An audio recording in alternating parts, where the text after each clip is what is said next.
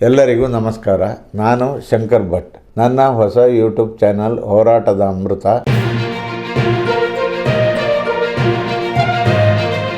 ಮಂಗಳೂರಿನಲ್ಲಿ ದುರಂತವೊಂದು ಸಂಭವಿಸಿದೆ.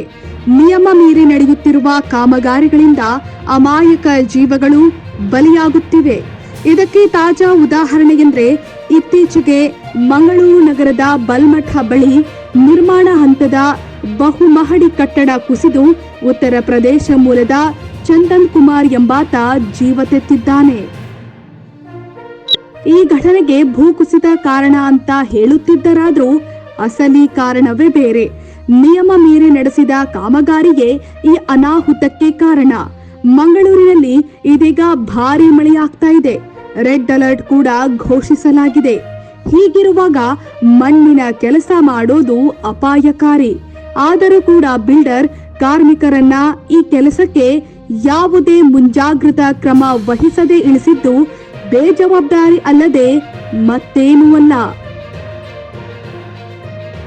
ಬಹುಮಹಡಿ ಕಟ್ಟಡಕ್ಕೆ ತೋಡಿದ ಸುಮಾರು 45 ಅಡಿ ಅಡಿಪಾಯದಲ್ಲಿ ಇಬ್ಬರು ಕಾರ್ಮಿಕರು ಕೆಲಸ ಮಾಡ್ತಾ ಇದ್ರು. ಈ ವೇಳೆ ಪಕ್ಕದ ಗುಡ್ಡ ಸರಿದು ತಡೆಗೋಡೆ ಇವರ ಮೇಲೆ ಬಿದ್ದು ದುರಂತ ಸಾವು ಕಂಡಿದ್ದಾರೆ.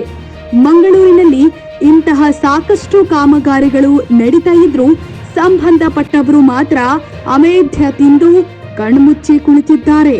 ದುರಂತಕ್ಕೆ ಸಂಬಂಧಿಸಿದಂತೆ ಕಟ್ಟಡ ಕಾಮಗಾರಿಯ ಗುತ್ತಿಗೆದಾರ ವೇಣುಗೋಪಾಲ್, ಸೂಪರ್ವೈಸರ್ ಸಹಿತ 3 ವಿರುದ್ಧ ಕದ್ರಿ ಠಾಣೆಯಲ್ಲಿ ಪ್ರಕರಣ ದಾಖಲಿಸಲಾಗಿದೆ. ಆದರೆ ಬಿಲ್ಡರ್ ಮೇಲೆ ಕ್ರಮ ಯಾಕಿಲ್ಲ?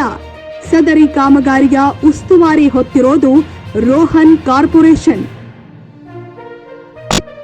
ಮಂಗಳೂರಿನ ಸಾಕಷ್ಟು ಕಡೆಗಳಲ್ಲಿ ಈ ಬಿಲ್ಡರ್ ಕಾಮಗಾರಿ ನಡೆಸುತ್ತಿದ್ದಾರೆ. ಅವೆಲ್ಲವೂ ನಿಯಮ ಬಾಹಿರವೇ ಆಗಿದೆ. ಈ ಬಿಲ್ಡರ್ ಮಾಲೀಕ ರೋಹನ್. ಈತನಿಗೆ ಎಲ್ಲಾ ರಾಜಕೀಯ ಪಕ್ಷಗಳ ಬೆಂಬಲವೂ ಇದೆ. ಸಾಕಷ್ಟು ಮಂದಿ ಈತನ ಪಾಲುದಾರರಾಗಿದ್ದಾರೆ. ಹೀಗಾಗಿ ಈತನ ಹೆಸರು ಈ ಘಟನೆಯಲ್ಲಿ ಹೊರಬೀಳಲು ಬಿಟ್ಟಿಲ್ಲ.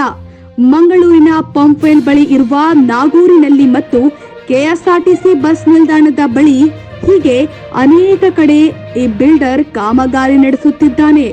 ಅದರ ಗುಣಮಟ್ಟ ಹೇಗಿದೆಯೋ ದೇವರೇ ಬಲ್ಲ. ಈತನಿಗೆ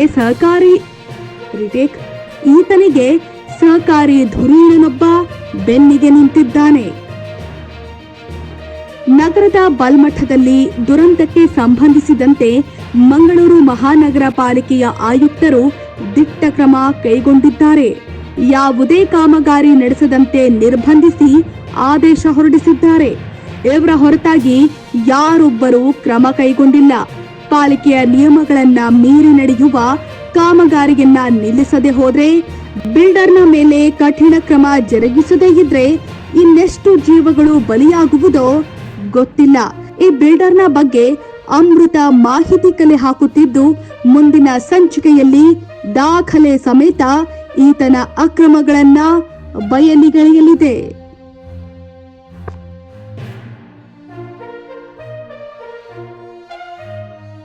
ಶೇರ್ ಮಾಡಿ, ಸಬ್ಸ್ಕ್ರೈಬರ್ ಆಗಿ, ಬೆಲ್ ಐಕನ್ ಅನ್ನು ಒತ್ತಲು ಮರೆಯದಿರಿ.